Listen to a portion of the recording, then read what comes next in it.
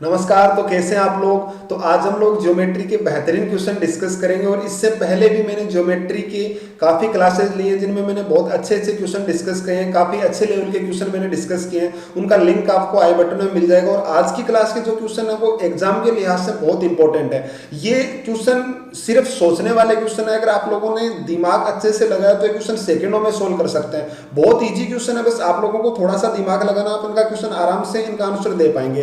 तो देखना, सिर्फ एक छोटा सा कॉन्सेप्ट, ज्योमेट्री का बेसिक कॉन्सेप्ट इसमें यूज हुआ है। मैं आपसे एक छोटी सी बात पूछूं कि मान लीजिए हमारे पास यहाँ पर एक ट्रायंगल है, ठीक है। मैं मान लेता हूं कि मेरे पास यहाँ पर एक ट्रायंगल है और इस ट्रायंगल में अगर मैं आपसे बोलूं कि एक ट्रायंगल के अगर मैं मिड पॉइंट को मिला देता हूं, अगर इस ट्रायंगल की एक साइड के मिड पॉइंट्स को मिला देता हूं, तो मुझे इस बात का पता है कि अगर मैं इसके मिड पॉइंट्स को मिला दिया तो ये जो लाइन आई है ना यहाँ पे बीच में, ये वाली लाइन इस लाइन के पैरेलल होती है, ठीक है।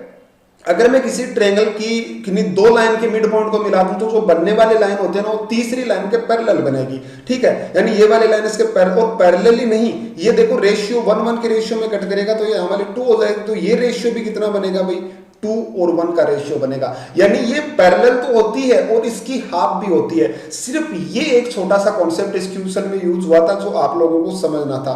बहुत अच्छा क्वेश्चन है, थोड़ा सा समझने की कोशिश करें कि यहाँ पे अगर मिड पॉइंट को मिला दिया तो वो जो लाइन बनती है वो इस सामने वाले लाइन की हाफ होती है। यानी अगर ये 12 है तो ये 6 होगी, अगर ये 6 है तो ये 3 होगी, ठीक है। ये पॉइंट आप लोगों को थोड़ा सा समझने की जरूरत है। अब मैं आप लोगों को बताता हूं, जैसे मान लीजिए यहाँ पे जो लिखा हुआ है ना, आप थोड़ा ध्यान से देखो, ये BM और यहाँ पे MB ये लाइन बराबर है। क्वेश्चन में कह रखा है, देखो ये दोनों रेड रेड करके बराबर है। उसे क्वेश्चन में कहा भी है कि BP और AC इक्वल है। तो देखो यहाँ पे लिखा हुआ है कि ये जो BP यहाँ से B से लेकर P तक ये BP और AC इक्वल है।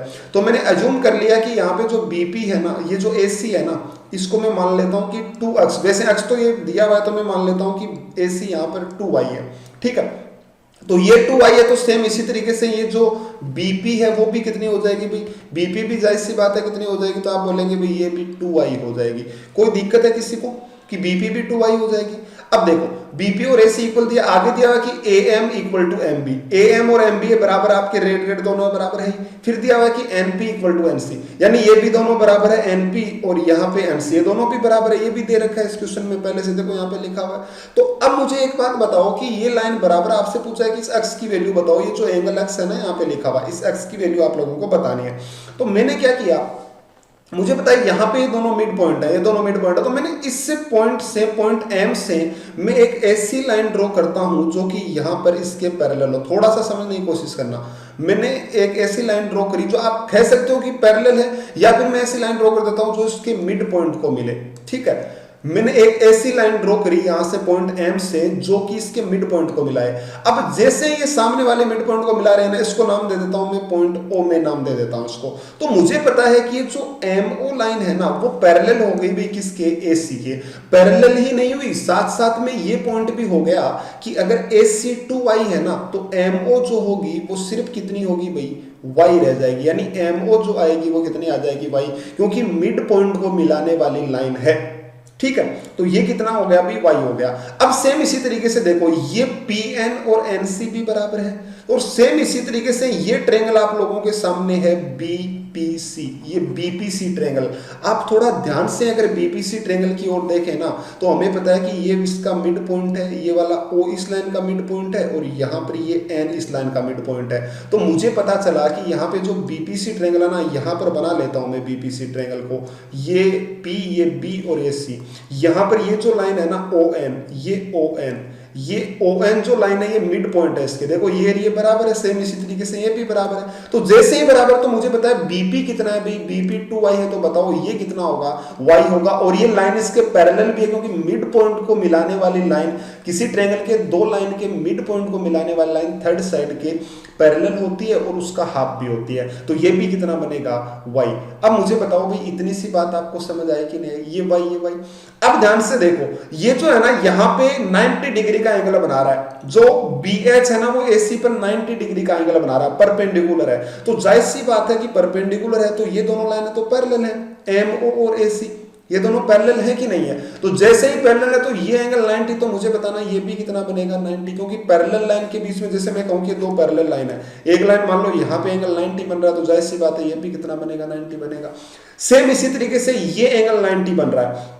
अब मुझे एक बात बताओ, ये एंगल 90 बन रहा है तो ये वाली जो लाइन है बीपी, ये इसके पैरेलल है या नहीं है? तो आप कहेंगे बिल्कुल पैरेलल है, क्योंकि मिड पॉइंट को मिला रही है। तो ये एंगल भी कितना हो गया 90 हो गया। अब मुझे एक पॉइंट ये बता देना कि जो MON ट्रायंगल है ना, ये राइट एंगल ट्रायंगल है या नहीं है? तो आप कहेंगे भाई बिल्कुल ये ट्रायंगल कौन सा है? राइट एंगल ट्रायंगल है। जैसे ही राइट एंगल है तो ये वाली MOY, ये वाली Y, तो मुझे बताना ये एंगल क्या होंगे? बराबर, और कितने कितने डिग्री के होंगे? 45 डिग्री के होंगे कि नहीं होंगे? ये भी 45 और ये भी 45, बोलो जरा। अब हमें एक बात का पता है, मैंने आपको बता रखा है कि अगर कोई ट्रायंगल है, यहाँ पे कोई ट्रायंगल बना हुआ है, उसकी अगर ये वाली जो लाइन है ना, ये इसके पैरेलल है, तो यहाँ पे अगर थीटा एंगल बना है तो यहाँ भी कितना बनता है? थीटा बनता है। बिल्कुल बेसिक कॉन्सेप्ट है ट्रायंगल का। तो आप देखिए कि ये जो MO लाइन है ना, यहाँ पे इसके पैरेलल है, ये एंगल एक्स बन रहा है, तो बताना ये एंगल भी कितना बनेगा? तो आप क्या बोलेंगे? ये एंगल भी कितना बनेगा? एक्स बनेगा। अब तो आपको शायद मेरे ख्याल से क्वेश्चन का आंसर समझ आ गया होगा कि यहाँ पे आपको एक्स की वैल्यू पूछी थी, तो हमारे पास जो क्वेश्चन है उसमें ये देखो, ये पूरा एंगल जो है वो कितना बनेगा भाई? तो पूरा 180 होता है, और पूरा कितना है बताना जरा? 2x + 45, और वो कितना है भाई? 180 डिग्री। तो यहाँ से जो x की वैल्यू आ जाएगी वो बताना जरा कितनी निकल कर आएगी भाई x की वैल्यू? तो हम क्या बोलेंगे कि यहाँ से जो x की वैल्यू निकलेगी ना, वो कितनी आ जाएगी? इसका हाफ, तो 135 का हाफ कितना हो जाएगा? 67.5 डिग्री। तो यहाँ से आपके पास में जो x की वैल्यू निकल कर आई वो कितनी आ गई? 67.5 डिग्री। बड़ा अच्छा क्वेश्चन था और बहुत आसान क्वेश्चन था, एग्जाम के लिहाज से बहुत इंपॉर्टेंट है। कभी भी ज्योमेट्री का कोई क्वेश्चन मुश्किल नहीं होता है, बस हमारे कॉन्सेप्ट अच्छे क्लियर होने चाहिए। मैं एक ही बात बोलता हूं कि कोई भी क्वेश्चन मुश्किल नहीं है, बस आप लोगों के कॉन्सेप्ट अगर आप अगर ट्रिक्स वगैरह या ऐसे थ्योरम्स वगैरह रटते हो तो भैया आपका कोई कुछ नहीं कर सकता। लेकिन अगर आप लोगों ने अच्छे से कॉन्सेप्ट सीखे हैं तो आप हर क्वेश्चन आराम से सोल्व कर सकते हो। उसमें हमेशा कॉन्सेप्ट्स का यूज होता है, कभी भी क्वेश्चन आप सोल्व करते हो हमेशा कॉन्सेप्ट्स का यूज होता है। ठीक है, चलिए भाई ये क्वेश्चन देखना, बहुत ही आसान और बहुत ही इजी क्वेश्चन, बस आपको थोड़ा सा समझना और थोड़ा सा कॉन्ग्रुएंसी के बारे में आपको पता होना चाहिए, जिसपे मैंने बहुत सारी क्लासेस ले रखी हैं। क्या है कि ABCD इज पैरेललोग्राम। तो सबसे पहले मैं एक पैरेललोग्राम बना लेता हूं। यहाँ पे इसने कहा है कि ABCD एक पैरेललोग्राम है, तो मैंने एक पैरेललोग्राम बना लिया। ठीक है, चलिए बाद में कह रहा है कि ABCD, इसका नाम दे दीजिए भाई ABCD। तो मैंने नाम लिख दिया इसका ABC और D, ये मैंने नाम दे दिए ABCD इसका। फिर बोला कि BH is perpendicular to AC, तो AC लाइन ड्रॉ कर दें यहाँ से AC, ये मैंने AC ड्रॉ कर दिया। इस पर BH परपेंडिकुलर है, तो B से लेकर H यहाँ पे मैंने क्या कर दिया भाई? परपेंडिकुलर डाल दिया। ये यहाँ पे 90 डिग्री का एंगल बना रहा है। ठीक है, अब हमें पता है कि जब भी कोई पैरेललोग्राम होता है ना, तो उसमें एक पॉइंट तो हमें पता है भाई, ये इसके आमने सामने की या फिर अपोजिट साइड्स इक्वल होते हैं पैरेललोग्राम में। ये दोनों बराबर है, सेम इसी तरीके से ये दोनों भी बराबर है भाई, BC और AD भी। बोलो इक्वल है कि नहीं है?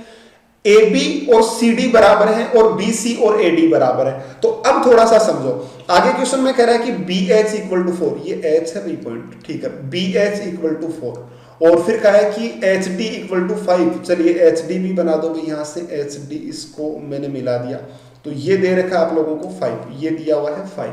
चलिए, और SC = 7, यहां से ये दे रखा 7। तो आपसे पूछा है कि ABH की वैल्यू बताओ, ABH यानी ये एंगल बताओ। ये मैंने थीटा मान लिया, आपको इस थीटा की वैल्यू निकाल कर देंगे, कितना आएगा। कितना आसान क्वेश्चन, आप थोड़ा सा समझ के देखिएगा। मुझे आप एक बात बताना कि यहां से ये एंगल थीटा बना हुआ है, ठीक है, थीटा, और ये एंगल मैं मान लेता हूं कि अल्फा बना हुआ है। तो मुझे पता है कि ये एंगल अल्फा है ना, तो ये एक पैरेललोग्राम है, यानी ये दोनों लाइनें पैरेलल है, और इन जेड आकृति में बना एंगल क्या होगा? बराबर होगा। तो जैसे ही बराबर होगा तो ये एंगल अल्फा है, तो मुझे बताना ये एंगल भी कितना बनेगा भाई? अल्फा बनेगा। कोई ऐतराज किसी को तो बता दो।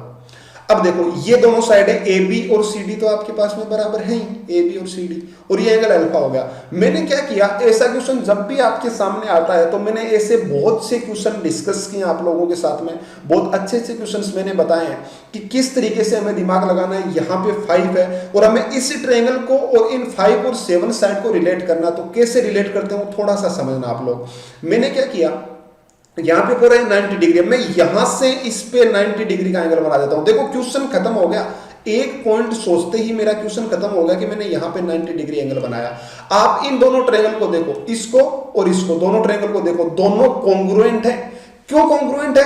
क्योंकि यहाँ पे ये एंगल अल्फा है, यहाँ पे एंगल अल्फा, दो एंगल बराबर, ये एंगल 90 डिग्री है, ये एंगल 90 डिग्री है, मतलब दो एंगल बराबर हो गए। जाहिर सी बात है, ये थीटा है तो बताना ये भी कितना होगा भी, तो आप क्या बोलेंगे, थीटा होगा। क्योंकि किसी ट्रायंगल के अगर दो एंगल बराबर है तो तीसरा भी क्या होगा, बराबर होगा। ये पॉइंट हमें पता है। तो अब हमें पता चल गया कि इन दोनों ट्रायंगल के तीनों एंगल बराबर है, तीनों एंगल बराबर है और एक साइड भी इक्वल। आप ध्यान से देखो तो एक साइड इक्वल है। किसी भी ट्रायंगल के तीन एंगल बराबर हो और एक साइड, वो कोई भी साइड हो, चाहे वो भी इक्वल हो, तो वो दोनों ट्रायंगल कॉन्ग्रुएंट होते हैं। मैंने अच्छे से बता रखा है। तो यहां पे बराबर है AB किसके बराबर है भाई, CD के। तो जैसे ही AB CD के बराबर हुई ना, तो मुझे पता है कि यहां पर अल्फा के सामने कितना है 4 और यहां पे अल्फा के सामने कितना होगा 4। ऐसे कर लीजिए, या फिर देखो यहां से थीटा, आप ऐसा थोड़ा सा सोचकर देखना कि यहां से अल्फा के सामने कितना है 4, तो मैं क्या बोलूंगा कि यहां भी अल्फा के सामने कितना हो जाएगा भाई, 4 हो जाएगा। कोई किसी को दिक्कत है तो आप लोग बता सकते हो।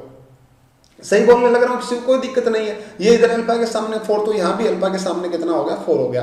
अब मुझे इस बात का भी पता है भाई कि ये जो साइड आएगी ना यहां से थीटा के सामने, ये जितनी भी साइड आएगी उतनी साइड कौन सी होगी भाई, थीटा के सामने ये वाली साइड भी तो होगी।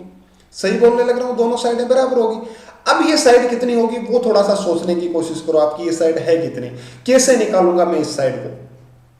तो देखना भाई, थोड़ा दिमाग लगाना है इस क्वेश्चन में। क्या करेंगे हम लोग, आप मुझे एक बात, तो ये 4 हो गया, ये 5 हो गया, ये 4 हो गया, ये 5 हो गया, तो इससे राइट एंगल ट्रायंगल में ये भी तो 90 डिग्री है। तो मुझे बताओ ये 5 ये 4 तो बताओ कितनी हो जाएगी, ऑटोमेटिक 3 हो गई। जैसे ही ये 3 होगी तो पूरी 7 थी, ये भी कितनी आ गई भाई, 4 आ गई। बोलो भाई ये भी 4 आ गई। तो अब तो क्वेश्चन खत्म ही हो गया। ये राइट एंगल ट्रायंगल था भाई आपके पास में, और आपसे पूछा था कि आप थीटा का मान बताओ, क्योंकि मैंने उससे ABH एंगल को थीटा माना था। तो हमें पता है कि ये वाली साइड भी 4, ये भी 4, यानी कि ये आइसोसेलेस राइट एंगल ट्रायंगल बन गया। तो ये दोनों एंगल कितने होंगे, अल्फा भी थीटा, और दोनों कितने हो जाएंगे भाई, बराबर कितने कितने के हो जाएंगे, 45 डिग्री। यानी आपका ABH एंगल आ गया, वो कितना आ गया, 45 डिग्री। क्वेश्चन खत्म हो गया। बस आप लोगों को थोड़ा सा क्वेश्चन को समझने की जरूरत होती है। ज्योमेट्री का कोई भी क्वेश्चन मुश्किल नहीं होता अगर आप लोगों के कॉन्सेप्ट अच्छे से क्लियर है तो। इसलिए आप लोग हमेशा कॉन्सेप्ट क्लियर करके चलिए, कभी भी क्वेश्चंस को रटने की कोशिश ना करें। ये दोनों क्वेश्चन मैंने टेलीग्राम चैनल पे भेजे थे, उसका लिंक मैं डिस्क्रिप्शन में दे दूंगा, वहां से आप ज्वाइन कर सकते हैं। वहां मैं डेली अच्छे अच्छे क्वेश्चंस और PDF वगैरह शेयर करता रहता हूं, ठीक है। तो वहां पे आप ज्वाइन करें, और आप आपका कोई भी अगर डाउट है तो मेरे टेलीग्राम चैनल पे भेजें, आपको वहां से क्वेश्चन का आंसर जरूर मिलेगा, ठीक है। तो उम्मीद करता हूं भाई आप लोगों को ये क्लास अच्छी लगी होगी, और इसके दोनों क्वेश्चन मैंने आपको बताए। और भी अगर आप लोगों को अच्छी क्लास पढ़नी है, ज्योमेट्री की अच्छी क्लासेस लेनी है, तो आप मेरे प्लेलिस्ट है ज्योमेट्री का, वहां पर जाकर आप देख सकते हैं। वहां पे मैंने अच्छे अच्छे क्वेश्चन डिस्कस किए हैं। आप अगर पूरा ज्योमेट्री पढ़ेंगे तो लगभग 70 या 80 या 90 क्लासेस के लगभग मैंने ज्योमेट्री की क्लास ली है। वहां से अगर आप पूरा ज्योमेट्री पढ़ेंगे तो आपको कहीं पर कोई दिक्कत नहीं आएगी। एक बार पूरा ज्योमेट्री पढ़ लेंगे और फिर आपकी सोचने की जो कैपेसिटी है वो इतनी हो जाएगी कि ऐसे क्वेश्चन आप देखकर बता देंगे कि ये क्वेश्चन सोल्व कैसे होगा, ठीक है। इतनी आपकी सोचने की क्षमता बढ़ जाएगी। तो उम्मीद करता हूं भाई आपको ये क्लास अच्छी लगी होगी। अगर क्लास अच्छी लगी है तो आप चैनल को सब्सक्राइब करें और ज्यादा से ज्यादा शेयर करें। चलिए मिलते हैं अगली क्लास में। आज के लिए थैंक यू।